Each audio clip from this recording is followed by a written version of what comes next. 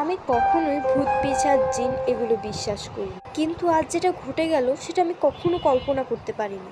আজ সকালে আমার বাথরুম পাওয়ায় আমি বাথরুমে যাই। আর বলে রাখা ভালো, আমাদের বাথরুমটাই ইংলিশ কমের। আমার মা সবসময় বলতো বাথরুমে বেশিক্ষণ না থাকতে, কিন্তু আমার নিরিবিলি জায়গা পছন্দ বলে আমি বাথরুমে বেশ থাকতে পছন্দ করতাম। তাই আমি বাথরুম পেলে বা স্নান করতে গেলে বেশিক্ষণ সময় বাথরুমে কাটাতাম। কিন্তু আজ সকালবেলা আমার বাথরুম পাওয়ায় আমি বাথরুমে গেলাম। বাথরুম শেষে জগে পানি থাকায় আমার এবং আমার পিছনে প্রতিবিম্ব দেখা যাচ্ছিল।